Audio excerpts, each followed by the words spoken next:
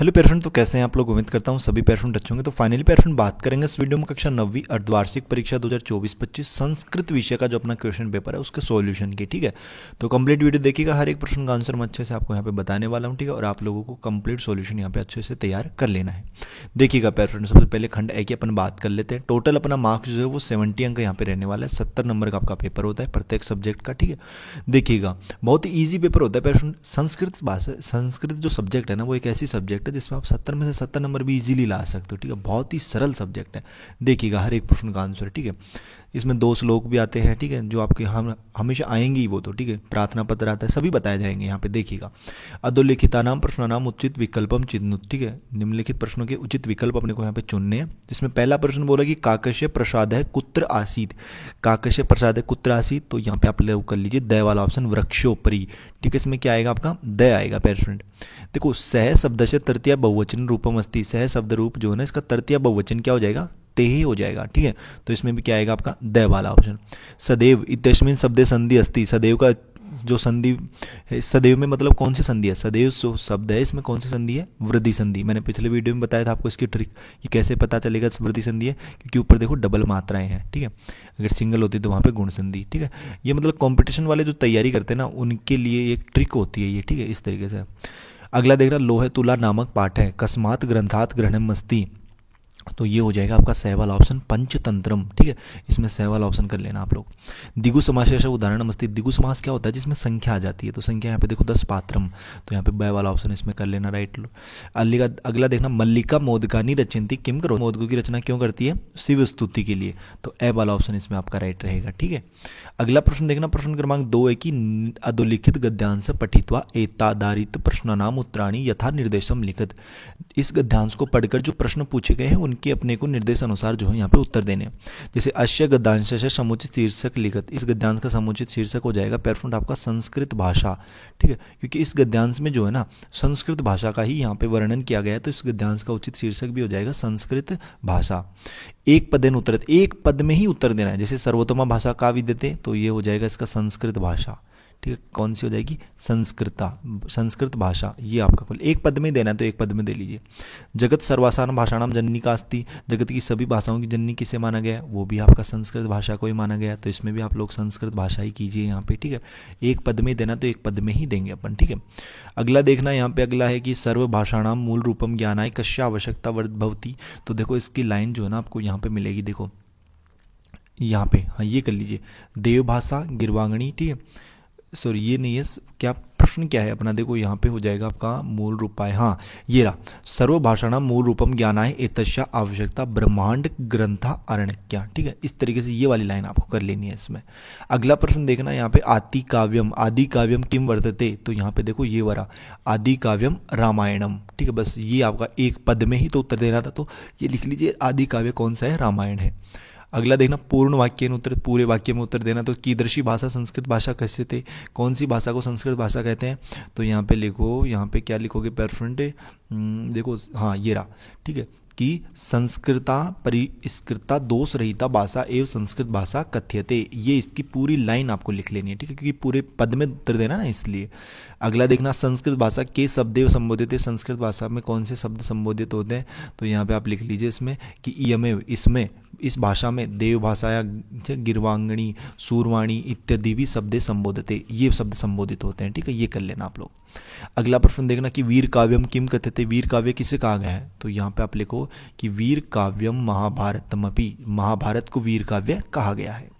ठीक है, तो इस तरीके से आप लोग इन प्रश्नों का आंसर इजीली कर सकते हो। खंड ब की अपन बात कर लेते हैं। देखो कि समुचित विभक्ति प्रयोगेण रिक्त स्थान पूर्ति। समुचित विभक्ति का प्रयोग करके अपने को रिक्त स्थानों की पूर्ति करनी है। ठीक है, इस प्रश्न का आंसर भी देखेंगे। कोष्टक के शब्द से समुचित रूपेण प्रयोगेण रिक्त स्थान पूर्ति। इसमें भी अपने को जैसे अस्मद शब्द है ना, अस्मद शब्द रूप, इसकी षष्ठी विभक्ति का यहाँ पे लिखना है।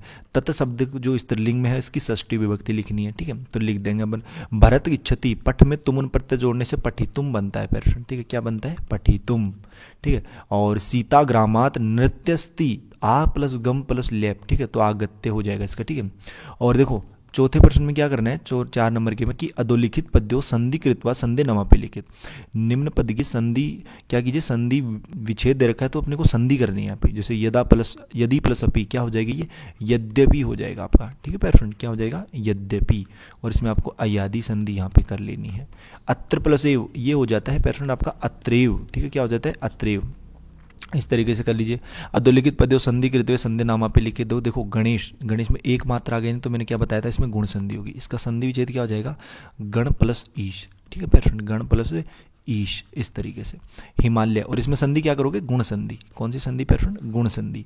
हिमालय का संधि विच्छेद करना आप लोग यहाँ पे हिम, ठीक है, हिम, इसमें हलंत लगाना प्लस आल्य, प्लस आल्य। और इसमें संधि कौन सी आपकी, इसमें संधि है पैर फ्रेंड आपकी दीर्घ संधि। कौन सी संधि है भैया, दीर्घ संधि है। अधोलिखित समस्त पदों विग्रह कृत्वा समासस्य नामापि लिखित। इसमें अपने को समास विग्रह करके समास का नाम लिखना है। और इसमें अगले में 7वें में अपने को समास विग्रह दिया गया है, इनका समास पद करना है अपने को।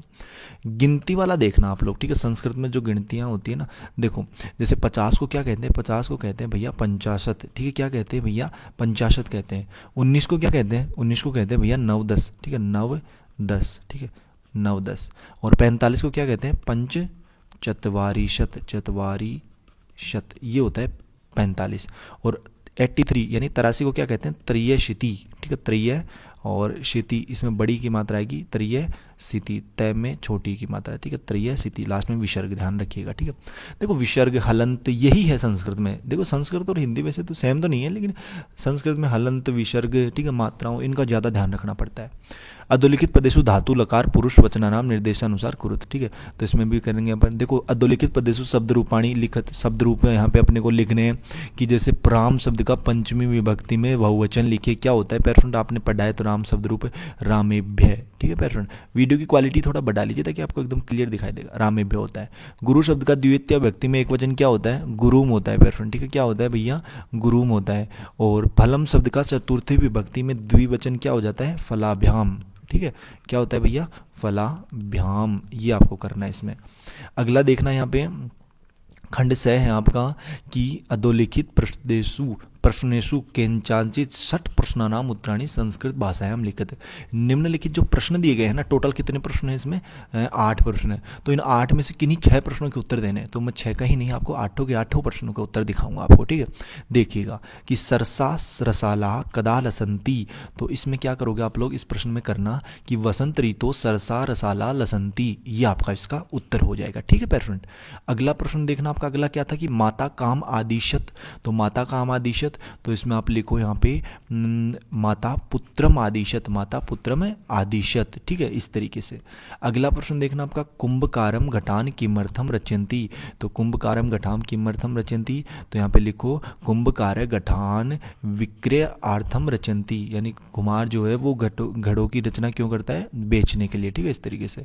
अगला प्रश्न है आपका, देखो यहाँ पे के मधु समग्र, ठीक है, सग्रह व्यग्रह अभवन, तो इसका आंसर क्या करोगे आप लोग, तो यहाँ पे कर लो कि मधुग्रह मधु संग्रह व्यग्रह अभवन, ठीक है, इस तरीके से। अगला प्रश्न देखना प्रश्न आपका यहाँ पे क्या है कि देखो कह बाल्य विद्या न अधीतवान, ठीक है, तो देखो इस प्रश्न का आंसर क्या करोगे आप लोग, तो इस प्रश्न का आंसर भी लिख लो यहाँ पे। देखो कि क्या लिखोगे कि बाल्य विद्या न अधीतवान सह वृद्धावस्था में दुखम अनुभवती, ये हो जाएगा इसका प्रश्न का आंसर।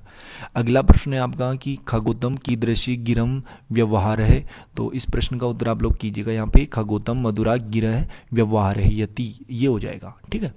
अगला है लोक रक्षा कयाम संभवती, तो लोक रक्षा कयाम संभवती, तो इसमें आप लिखो लोक रक्षा धर्मेण संभवती, लोक रक्षा धर्मेण संभवती। और देखो कस्मिन विषय दरिद्रता न कर्तव्या, तो देखो इसमें क्या करोगे, इसमें आप लोग, इसमें 6 ही उत्तरों के देने थे, ठीक है, मैंने संपूर्ण बता दिया, सभी प्रश्नों को देख लेना आप लोग। कस्मिन विषय दरिद्रता न कर्तव्या विद्याया दरिद्रता न कर्तव्या, ठीक है, ये हो जाएगा इस प्रश्न का उत्तर। अगला प्रश्न देखना पैराशूट अपना, अगला प्रश्न क्या है, प्रश्न क्रमांक 12 है कि अधोलिखित पद्यांश सप्रसंग हिंदी भाषाया अनुवादम करोत। निम्नलिखित जो पद्यांश दे रखा है इसका हिंदी भाषा में अनुवाद करना है। पढ़ लीजिए पद्यांश को, अथवा में है या तो इसका कर लीजिए फिर इसका कि ललित पल्लवे पादपे पुष्प पुंजे मल्या मारुतु चिन्बते मंजू कुंजे, ठीक है, स्वतन तिनते श्रीप्रेक्ष माली माली नाम निदान दे, ठीक है। तो ये थोड़ा संस्कृत लैंग्वेज ही ऐसी होती है पैटर्न, तो पढ़ने में थोड़ा ऐसा होता है, ठीक है। ये अपना क्या था ध्यान से, ठीक है। अब देखो हाँ, इसका हिंदी में अनुवाद क्या करोगे, अनुवाद लिखो हिंदी में कि ललित पत्तियों वाले वृक्षों के नीचे फूलों के गुच्छे और सुगंधित हवा यानी मल्या मारुत्य जिसे बोलते हैं से अभिसंचित हो रहे हैं, जिनसे मंजीरियों के झुंड गूंज रहे हैं। यह शोर सुनकर भी जो निरंतर बढ़ता जा रहा है, मैं मलिन और उदास ध्वनियों को सुनता हूँ। यह पद्यांश प्रकृति की सुंदरता का वर्णन करता है, जिसमें प्राकृतिक सौंदर्य और उसके तत्वों से उत्पन्न होने वाली मधुर ध्वनियों का प्रसंग है। इस तरीके से भी लास्ट में आपको ये लाइन लिखोगे ना, तो एग्जामिनर जो आपके टीचर है ना, जो आपकी कॉपी जांच करेंगे, उन पे एक अच्छा इफेक्ट पड़ेगा, ठीक है। अगला देखना है यहाँ पे अधोलिखित गद्यांश, इस बार गद्यांश से सप्रसंग हिंदी भाषाया अनुवादम कुरुते।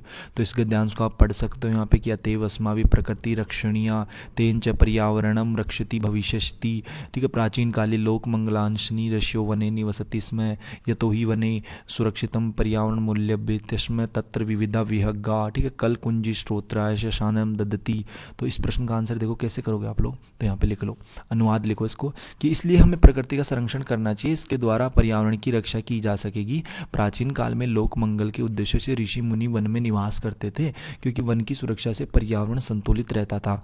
वहाँ विभिन्न प्रकार के पक्षी और जीव जंतु अपनी सुंदर ध्वनियों और संगीत से वातावरण को आनंदमय और शुद्ध बनाते थे। यह गद्यांश प्रकृति के संरक्षण और प्राचीन ऋषि मुनियों के वनवास के महत्व को दर्शाता है इस तरीके से, ठीक है। अगला देखना यहाँ पे 14 नंबर का क्वेश्चन आप लोग देख सकते हो, यहाँ पे प्रश्न निर्माण अपने को करना है। इसमें 15 नंबर के में क्या करना है, इस गद्यांश की सहप्रसंग संस्कृत भाषा में यहाँ पे भावार्थ लिखना है इसको। ये थोड़ा टिपिकल तो होता है स्टूडेंट्स के लिए, लेकिन इसका आंसर भी बताया जाएगा, बेफिक्र रहिएगा किस तरीके से आपको इनका जो है संस्कृत भाषा में अनुवाद करोगे।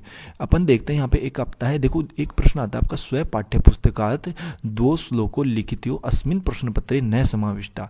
इसमें क्या करना था, ये तो रट ही लेना, 2 श्लोक आपको रट लेने हैं। पैरफेंट मैंने बोल दिया है 2 श्लोक रट लीजिए, 2 नहीं 4 रटिएगा, ठीक है, 2 नहीं 4 रटिएगा, ठीक है। 4 क्यों भैया, मान लीजिए 2 श्लोक जो आपने रटे हैं, क्या पता वही पेपर में आ जाए, तो फिर तो क्या करोगे, इसलिए आपको 4 रटिए। तो मान लीजिए अगर वो एक बार आ भी जाए तो आपको 4 श्लोक जरूर आने चाहिए, ठीक है। 18वां प्रश्न देखना कि भगवान हेमंत बोराणा नवम कक्षाया छात्र राजस्थान उच्च माध्यमिक विद्यालय मांडोली नगरम पठितु मातृ सेवार्थ दिनांगमस्य अवकाशाय प्रार्थना पत्र लिखते। तो देखो इसका प्रार्थना पत्र अपन कैसे लिखेंगे संस्कृत भाषा में, मातृ सेवा यानी माता की सेवा करने के लिए, कि प्रधानाचार्य महोदय राजकीय उच्च माध्यमिक विद्यालय मांडोली नगरम, ठीक है, और विषय लिख लो मातृ सेवा कर्तुम अवकाशाय प्रार्थना महोदय सविनम निवेदनम अस्ति यह मम मात्र अस्वस्थम दृष्ट्वा तस्या सेवा कर्तुम अहम गृहम गच्छन्तु आवश्यक मन्ये। अतः दिनांक आप लगा देना, ठीक है, एग्जाम वाली से 2 दिन 3 दिन जितनी भी दिन इसमें बोला है क्वेश्चन में, उस तक तारीख तक, ठीक है। पर्यंत विद्यालय उपस्थित न भविष्य से कृपया मम मात्र सेवाया हेतु उपयुक्त समय अवकाशम प्रदातुम कृपया प्रसन्नया अनुमति दातुम अर्हन्ति यह एव कृपया अनुमति ददाति अहम तस्य प्रसन्ना सर्वथा ऋणी अस्मि, ठीक है। धन्यवादम, यहाँ पे आज्ञाकारी की जगह आप लिखो भवदीय शिष्य, ये हिंदी में हो गया है यहाँ पे भवदीय शिष्य। अगर आप लोग लड़का हो तो शिष्य, लड़की हो तो शिष्या, ठीक है। आपका नाम लिख लेना यहाँ पे जो क्वेश्चन में दे रखा है वो, ठीक है, और कक्षाया 9, ठीक है, और ये आपको लिख लेना है, ठीक है। तो इस तरीके से करना है परफेक्ट। अब जिन प्रश्नों के आंसर रह गए हैं, 1 2 4 प्रश्नों के रहे हैं, तो उनके सोल्यूशन भी आपको जल्दी बता दिए जाएंगे। एक तो ये संस्कृत भाषा में अनुवाद अपने को करना है, और कुछ यहाँ पे व्याकरण वाले रह गए हैं, तो इनके सोल्यूशन भी जल्दी तैयार किए जा रहे हैं। परफेक्ट बेफिक्र रहेगा, तो ये सोल्यूशन तैयार करने में थोड़ा टाइम लगता है, तो थोड़ा सब्र रखिए, जल्दी वीडियो प्रोवाइड करवा दी जाएगी, ठीक है। तब तक अगर आप लोगों ने चैनल को यार सब्सक्राइब नहीं किया, चैनल को जरूर सब्सक्राइब करें। क्या अपने 300 के हो पाएंगे हाफेली में, अगर आप चाहो तो एक दिन में भी करवा सकते हो, अन्यथा अगर आपकी इच्छा हो तो आप तो कभी नहीं करवाओगे, ठीक है। लेकिन यार जल्दी से कंप्लीट करवाइए अगर आपकी इच्छा। और बाकी जो है इसकी PDF अगर आप टेलीग्राम पे ज्वाइन हो जाना। मिलते हैं पैरफ्रेंड जल्दी नेक्स्ट वीडियोस में, सी होशम जोश के साथ। तब तक सभी पैरफ्रेंड को बाय, धन्यवाद सभी पैरफ्रेंड, टेक केयर।